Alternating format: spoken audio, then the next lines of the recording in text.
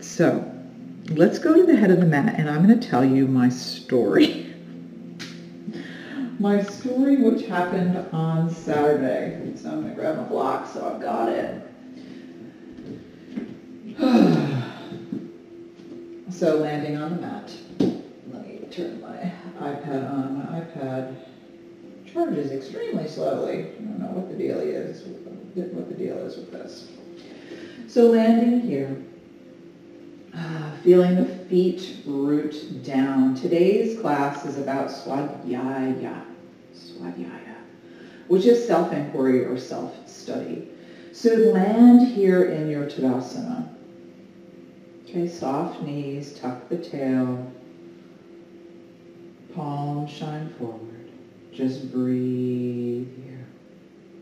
Allowing the shoulders to melt down, relax down.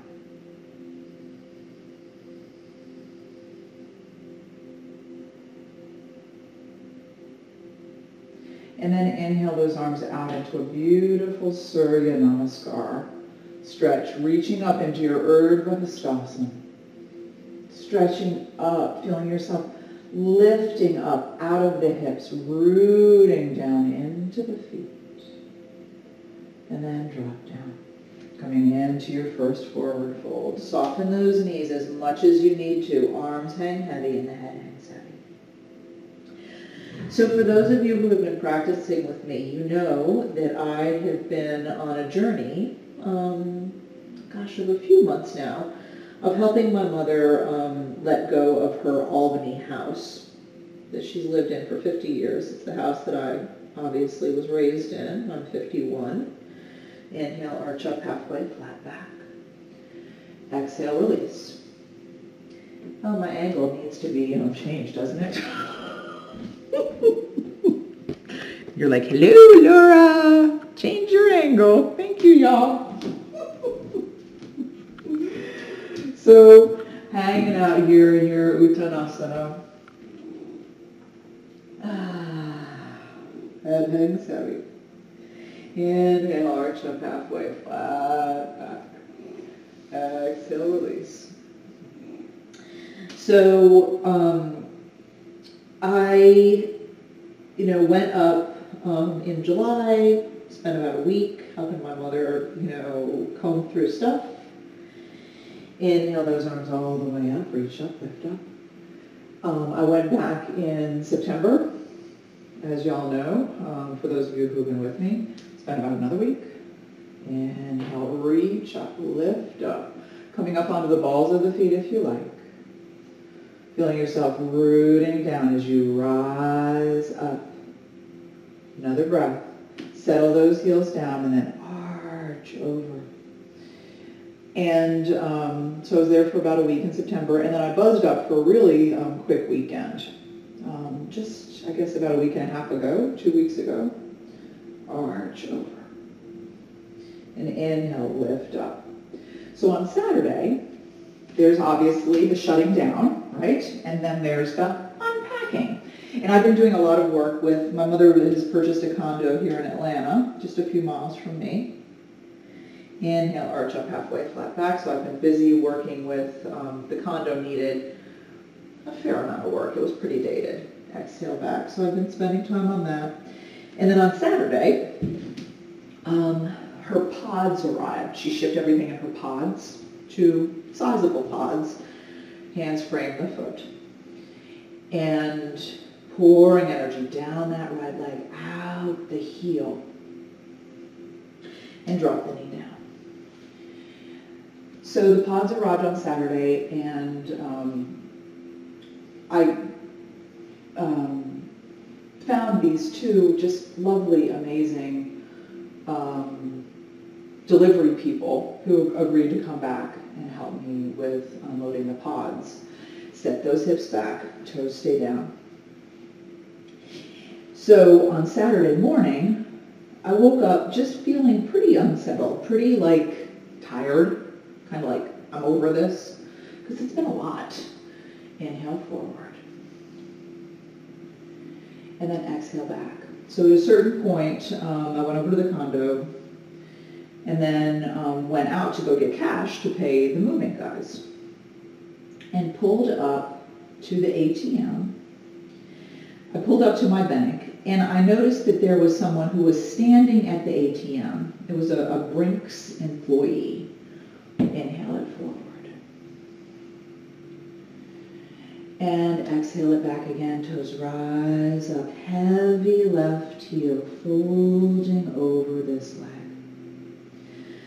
So the Brinks truck was off to the side, and she was standing at the ATM with the ATM like doors flapped open. So I stopped probably, I don't know, 15, 18, maybe 20 feet away from her back. Started to roll down my window. Curl the toes under. Ground the hands, step that left foot back. And as, before I got my window fully down, and I was going to ask her, gee, will it be a while, or, because I was trying to understand, should I wait or should I leave? Tailbone rises up. She caught sight of me and she said, you really shouldn't sneak up on me like that. You shouldn't come up on me like that. And I obviously startled her. I scared her. Tailbone rises up, head hangs heavy. And I was surprised, and I was grumpy. And ultimately, we don't need to do the blow by blow of the back and forth, but I did not show up as my best self. Okay? Breathing here in your plank. And it was one of those back and forths, who's right? Very often we want to prove that, I'm not wrong. It's not like I pulled right up to you, So I'm like, and she's keeps, pushing back. You shouldn't come up on me. Because I obviously, like I said, I startled her. I scared her. Exhale those hips up.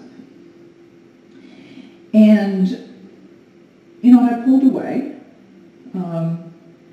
and thought a lot about this. Thought a lot about, this experience and the fact that, I engaged with anger. And as I've shared with y'all, since I've been teaching, since you've been getting to know me, right foot comes forward, knees over ankle, hands frame the foot, pouring energy down that left leg out the heel. Anger is my go-to emotion. And that's good. This is ultimately the yoga of svadyaya, yoga of self-inquiry, self-study. So knowing that anger is my go-to, that's good information for me, right? Drop the knee down. And after I had disengaged and cooled down, I came to more of a sense of, okay, I obviously startled her. I wasn't thinking that in the moment. Exhale it back, toes rise up. Heavy right heel, traction that heel back, feeling the engagement by breathing through that leg. And inhale forward. And maybe I've mentioned this quote to y'all a few times, and I've forgotten who it is who said it. Tara Brach was interviewing this person. And what she said, which was so incredibly powerful, is that anger is the public face of fear. Okay?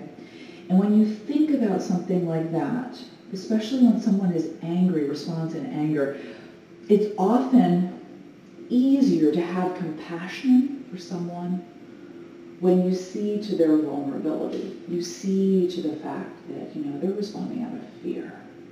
Okay? And as, I thought of this woman, and this was a woman of color, I just had a lot more compassion for, working for Brinks, in a position where you might feel like a target. I mean, she's handling money, and she's a woman, and she's a woman of color. I mean, who's to say what kind of life experience she has had? And I was just able to shift to a place of compassion, more of a sense of feeling for her. And I look back and I wish that I had handled the situation differently, right? But Bringing that right knee back. Hands under shoulders. Lift it up. And exhale, arch. The other important part of this experience for me was that I was able to have compassion for myself, walking hands forward, recognizing as I sketched out for you all, I had gone through, I've been on edge. I've been tired. And Cooper started his, full elimination diet that we started easing into it this weekend, which I have found really overwhelming. For those of you who don't know, walk in here and your dog rolling your head on the neck. Float that right leg back and up, stretch it up, reach it up, and step it forward. Take your time, set your feet, and inhale, lift up, Vira 1. And then open it up, Garadasana 2. So my 11-year-old has recently been diagnosed with an autoimmune issue, and he has to eliminate wheat, dairy, and eggs. Straighten that leg and glide into your triangle pose. So as I was experiencing this situation on Saturday, I was also practicing, self-compassion. Like, Laura, okay, you didn't handle this well. I wish I had handled it differently, but I'm dealing with a lot right now, right? Breathing here in your Trikonasana. Your choice if you leave that arm straight up or you drop it down. Wrapping the hand around.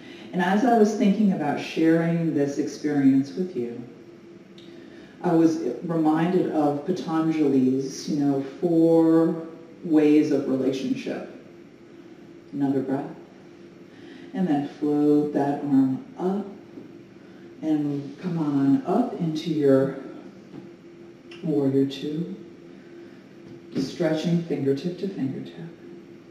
And Patanjali says, the 4 ways we should be in relationship with people is we should be friendly towards the joyful. We should be compassionate towards the suffering. Forearm comes down onto the thigh side ankle. We should be respectful or venerate the elderly or the wise. And here's the one that's really juicy, okay? We should be indifferent toward the wicked. Drop that arm down and around. Come on up. And you can sub in, rather than wicked, you can sub in annoying, irritating, frustrating, whatever it is. Because, likelihood of wicked, maybe you're kind of like, really wicked? I don't know. Hands either side of the foot. Come on down. Okay. Walking your feet out. And, in that moment, and I'm not at all saying that this Brinks employee was wicked, because she certainly wasn't. But she lit me up pretty good. And wouldn't it have been better for me to be indifferent to her? Just, don't engage. That's so often what dropping down onto the knees. That's so often what Anand calls it, curling the left toes under, press it back. He calls it the insanity theater. He said, you don't have to be a participation in the insanity theater, where there's all this churn, right? Bring that left leg up, reach it up, and then the right arm reaches out. So left leg up, right arm up, breathing into the strength of that leg. Another breath. And the hand comes down. The left leg goes out to the side. And come on up. And this is yoga. This is yoga. Right? Being out in the world, side bending into your gait. So the left leg is out to the side. Left hand is light on the leg. Right arm reaches over. Beautiful side bend. So good for the spine. Inhale up.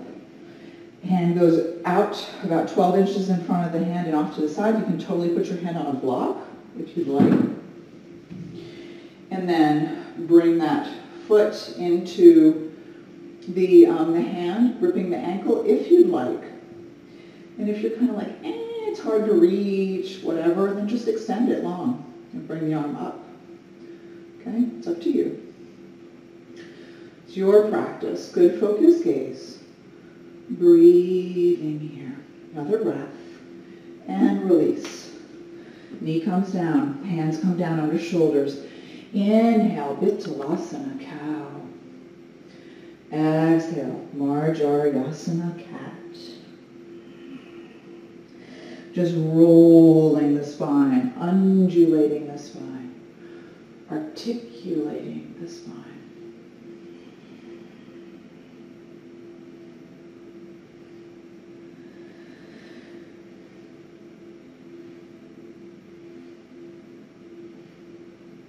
So thinking here, when you have those moments of being at work, being in traffic, pulling up to the ATM, walking those hands forward, plug the hands in, curl the toes, lift the hips, walk your dog out. Tailbone rises up and the head hangs heavy. Roll the head on the neck. Think about, how you can create space between the seer and the seen. Flip that left leg back and up, reach it up, and step it forward, knowing we're going through that same flow. So first Vira 1 and then Vira 2. Take your time. Don't feel like we have to be synchronized swimmers. It's always fine if you take some more time to get into a pose. Beautiful open heart, shining your heart forward. And then open it up, Garadasana 2. Straighten those arms, stretch from fingertip to fingertip. Knee is right over ankle, just looking down, being able to see the big toe. There's a tendency for this left knee to kind of track in, so we want it out so that you can see the toe. And make sure that you've glued the outer edge of the back foot down so you're not rolling onto the inner ankle. Another breath. And straighten that leg and glide into your Trikonasana. Come on down. Soften that left knee. Arm reaches up. And just think about ways that you can embrace this philosophy. Friendliness towards the joyful. Compassion towards the suffering. Veneration towards the elderly. And indifference towards the, put the word in, frustrating, irritating, annoying. Take your reverse.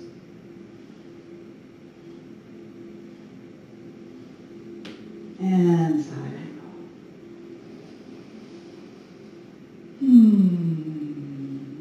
Breathing in your side angle. Feel that incredible stretch all the way from the edge of the back foot, up the side of the leg, the obliques, up the intercostal muscles that enrobe the ribs, and along the arm, through the fingertips. Drop that arm down and around. Come on up. Vira 2. And hands either side of the foot. Come on down. Down dog. Walk your dog out. Head hangs heavy. And we'll get to our gate pose, etc., etc. But first, let's glide into a vinyasa. Or you can come into child's pose or rest in down dog. And come on down, knees just chin. Inhaling up into your Bhujangasana. And you can totally have your Bhujangasana be low, right? Soft hands. Listening to the back body. Or more height.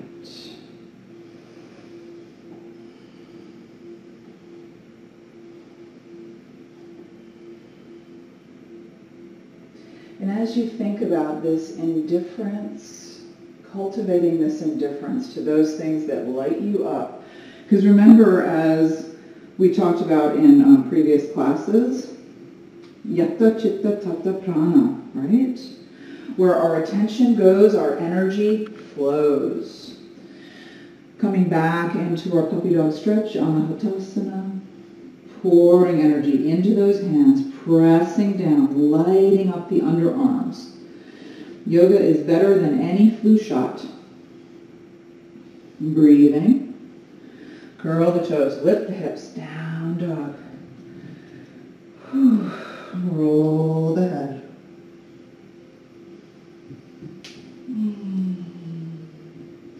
And then drop those knees.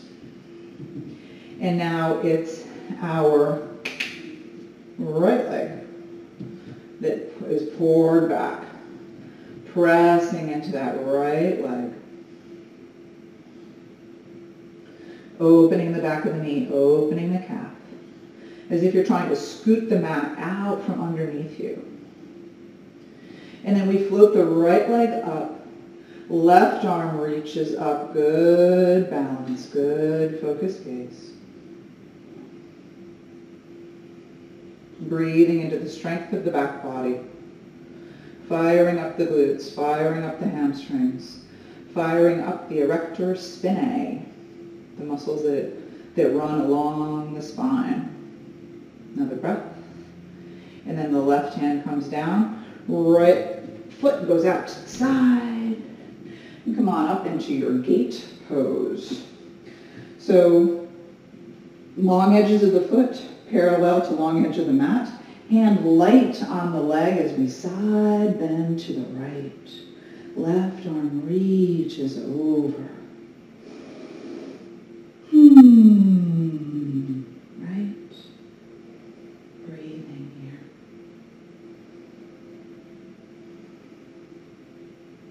So when it comes down, and from a neurological standpoint, when we have that spark, that angry response, left hand comes down onto the mat, 12 inches in front of the foot, off to the side. You can totally have that hand be on a block if that helps, and then catch that right foot.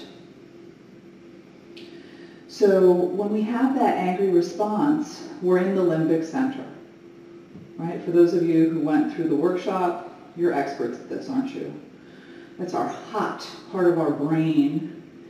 And as soon as our limbic center is on, it means our prefrontal cortex, our thinking part, our executive functioning, is turned off. Another breath, and release that knee. So what we need to do is we need to cool ourselves down, right? And you're like, what? You make it sound easy. It's not so easy. Curl the toes, lift the hips. And as evidenced by my reaction, when you're tired, when you're overwhelmed, yes, it's harder. It's totally harder. So that becomes part of our formula, right? Tailbone rises, head hangs heavy. We're mindful of our need for shed, sleep, hydration, exercise, and diet. Another breath. Flip that right leg back and up, stretch it up, reach it up, and step it forward. Coming into your Vira 1.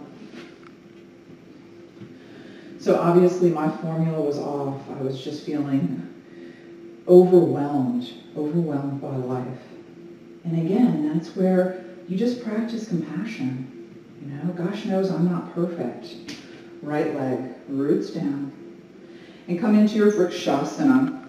So your tree pose, so a little bit of a bend to the knee. Left foot comes to the inner thigh. Hands can be at the heart space. You can bring the arms up. Now remember, this foot can be anywhere on the leg except the side of the knee. So it can be down here, it can be here, it can be up here. Okay? Look at something, don't look at me. Look at something stationary. Gaze is incredibly important for balance. Softening that right knee just a little bit. Don't hyperextend. Another breath.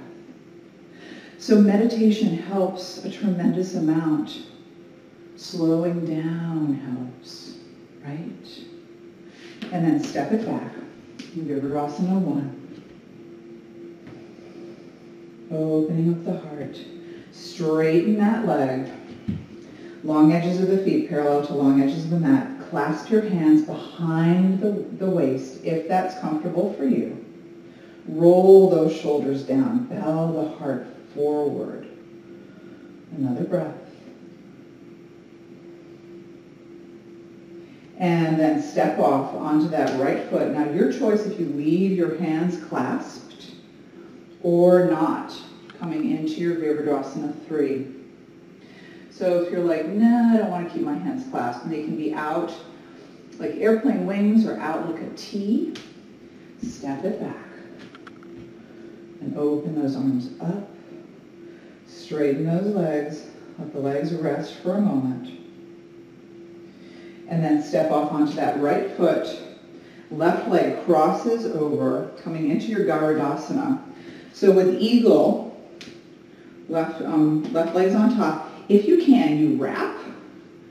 I always notice that I need to lose a little bit of weight when I can't wrap my legs anymore. Because when my legs are skinnier, I can wrap, double wrap. When I got a little bit of chunk going on, not so much.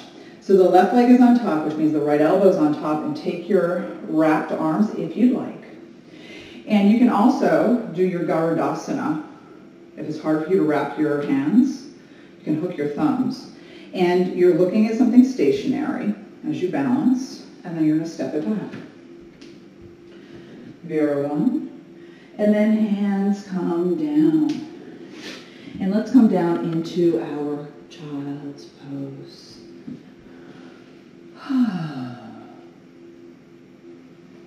Monique shared that she also had a similar experience, that a situation she wished she had handled differently. You know, and Monique, that's the reality of it, right? That's the reality. And this is something that we're going to talk about in the next 2 days. Breathing here into your child. Ooh, I feel my legs are like, let the blood flow. So sitting in child for me right now is not working. If you're like me, then come on up. Wiggle your feet around.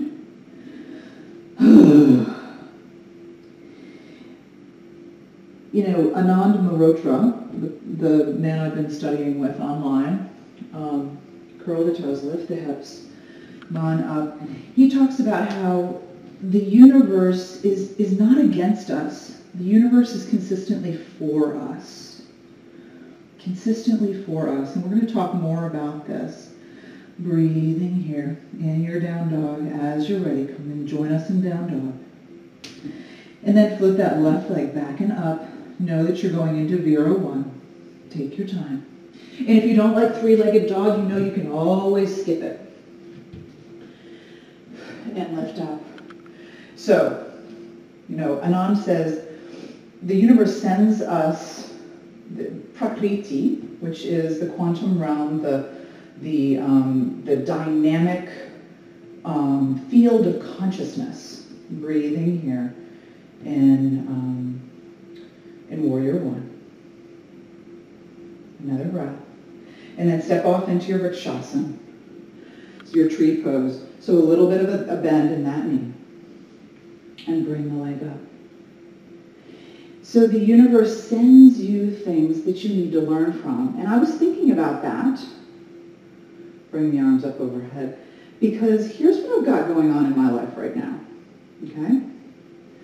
I've got, my mother who's making this incredibly challenging transition, which she has, been taking her time to make, right?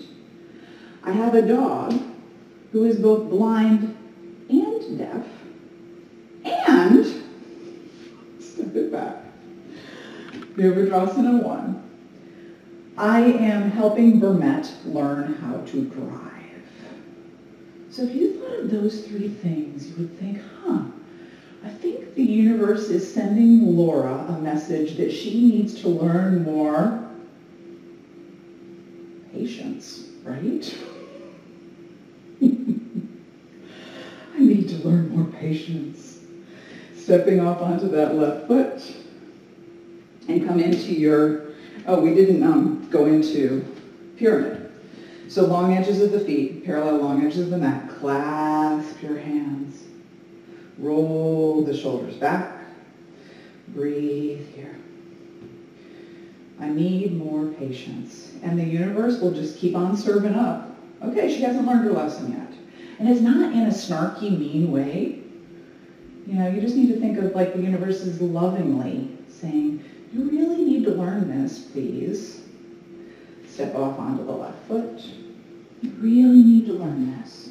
So here's another opportunity, lovingly sent to you, signed the universe, or the divine, or God, or whatever speaks to you. Breathing here.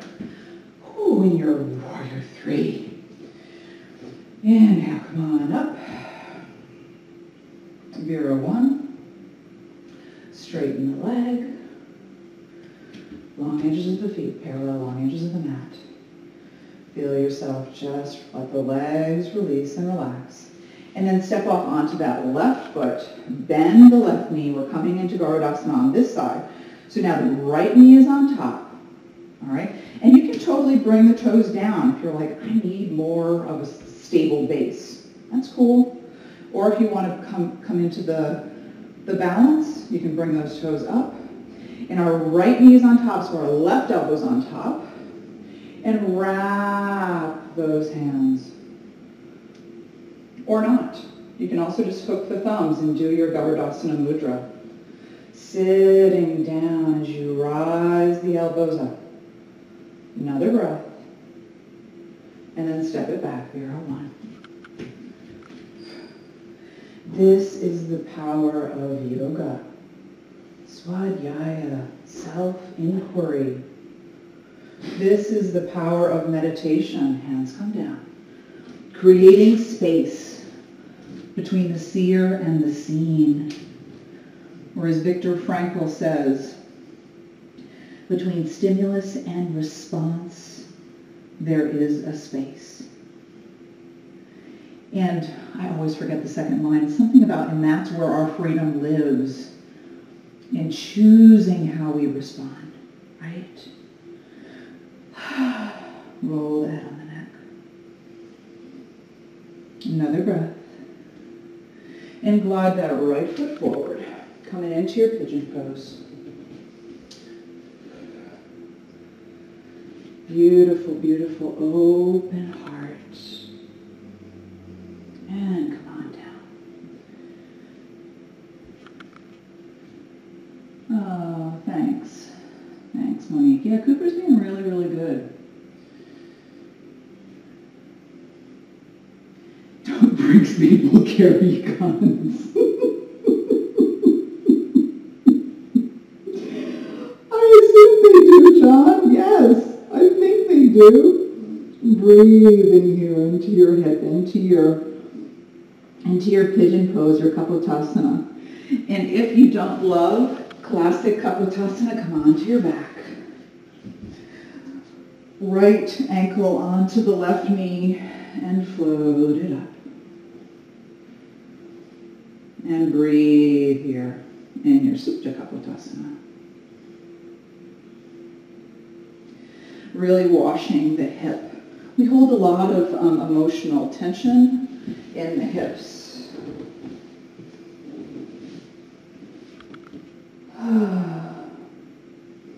And if, like me, you've, had an experience where you look back and you kind of regret how you handled it. You wish that you had shown more compassion, more patience, either to someone else or to yourself. This is a time to just gently let it go and recognize that you're doing the best you can. And if there's something to learn from the situation, then by all means, soak that in. But not in a way that is defeatist or unkind to yourself. Another breath. And then walk those hands up. And then roll down. Coming onto that right hip and your Janu Shirshasana.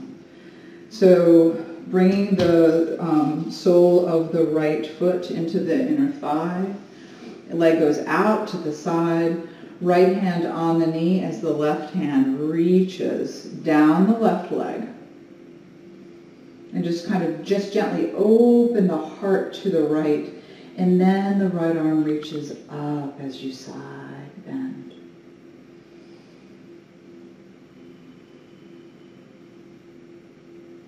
But back to the Yata Chitta Tata Prana, where our attention goes, our energy flows. So, when I had that experience at the ATM with this Brinks person, this was me fueling that negativity, fueling that anger. And we're going to talk more tomorrow. Float the arm up. And right hands frame the right knee and fold down over that knee and then lift it up as if you're a dolphin coming out of the ocean. And then exhale it down. We're going to talk tomorrow about yoga of efficacy, which is also just going to be about our relationship with power, right? And how we can boost our energy while claiming our authentic power. Legs go out, wide-legged. Lifting, I always put my hands behind me and lift up and roll the pelvic bowl forward. You can also grab a blanket and get them underneath your glutes. You can reach back and grab those chunky bits and kind of get them out of the way so you roll the pelvic bowl forward. Okay, and this for you might be a lot, especially, the act of keeping your spine nice and tall. So this might be your wide-legged forward fold, sitting up. Okay, that's fine. It's your practice. You're not on camera. Listen to the body. And if you want to walk yourself forward just a squidge, awesome. And maybe a little bit more. But I want you to really pay attention to the lumbar spine. Make sure that you're not curving, compressing, crunching the lower back. Okay, breathe into those inner thighs. If you have a block, it can be really sweet to have your block or blocks here. Like I angle my block so that when my forehead comes down onto the block, it feels really nice and snuggly. Really breathe here into Ajna Chakra, the third eye. Again, if you need 2 blocks, brilliant. If you happen to have a third block, most of us don't, and you need it, great. You're going to have to hold them because they'll have a tendency to kind of crumple and fall. Another breath. And then walk it up. And let's do Janu Shirshasana on this side before we go into pigeon. So now our left foot goes onto the inside of the right leg. Right arm glides down the leg as we twist ourselves, dropping that left shoulder back. And then side bending.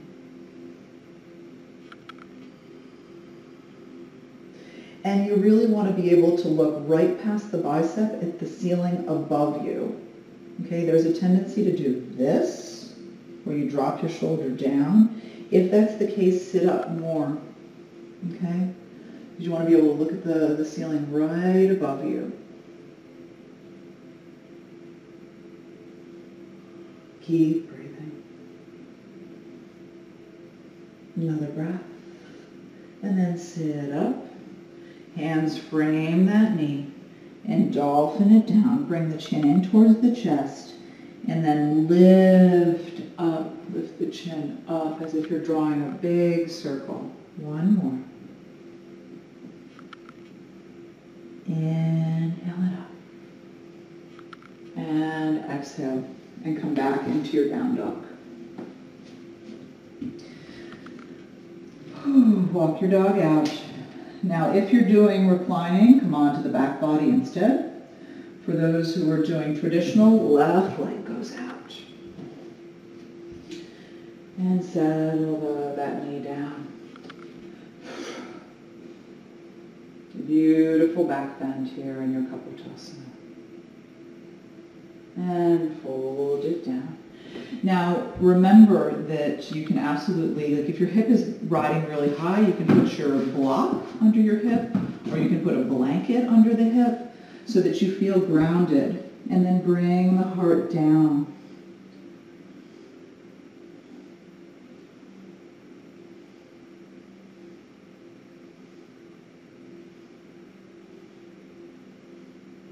Yeah, Jackie, I've heard very much the same.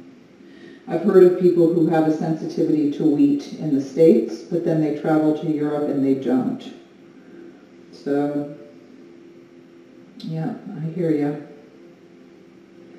Breathing into that left hip. Nice big belly breath. Feeling the belly fill with air. Washing the hip with the breath. And just again, dropping down into that place of compassionate awareness.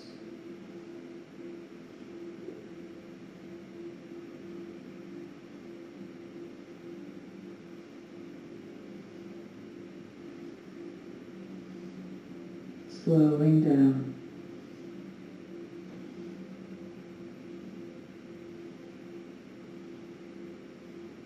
Another breath. And then walk those hands up. Beautiful open heart. And then settle the hips down and come on to the back body. And if there's one last pose that your body is asking for before Shavasana, go ahead and do it now. Close the eyes and feel, connect to the body. What is the body asking for? This kind of body awareness, this greater connection to our intuition is really powerful.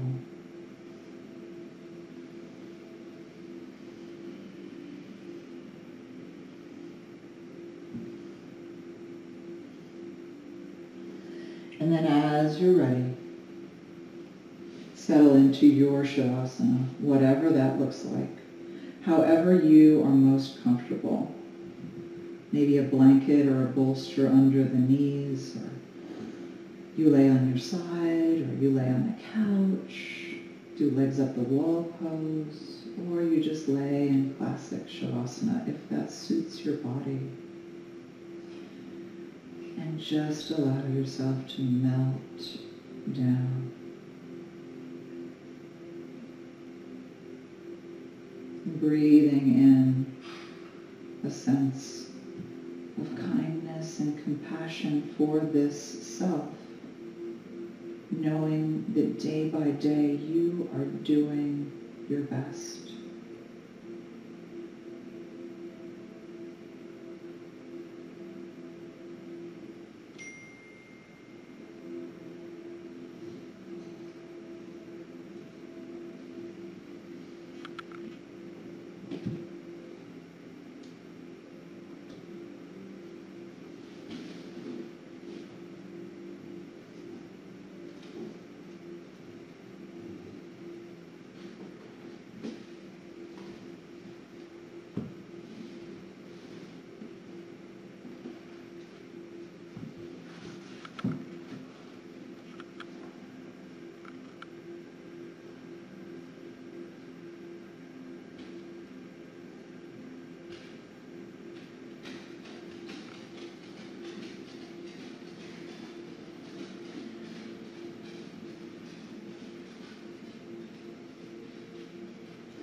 Today's poem is titled One.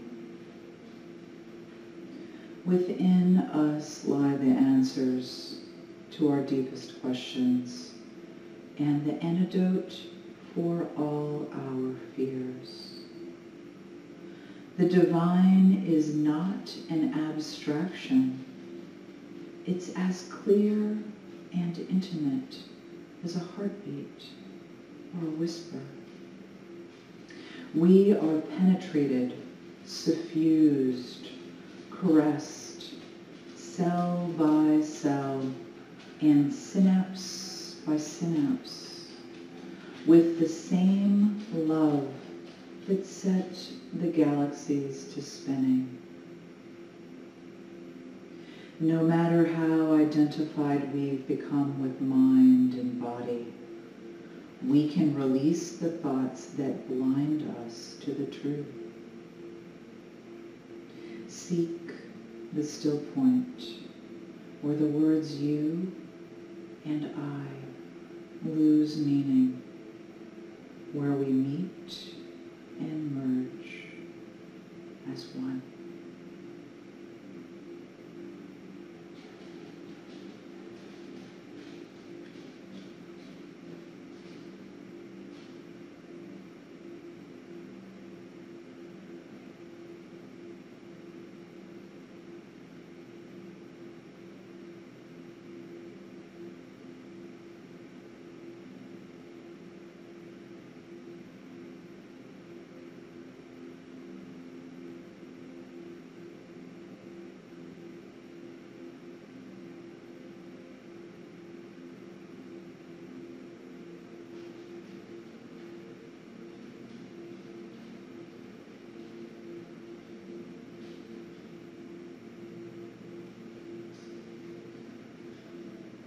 Another few breaths.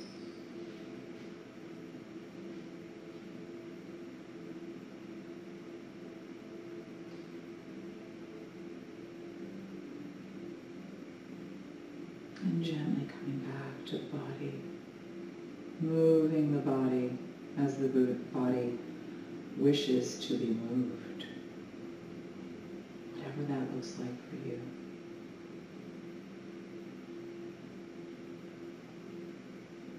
This can be like your own personal kirtan, a call and response, asking the body, what do you need? And allow the body to respond.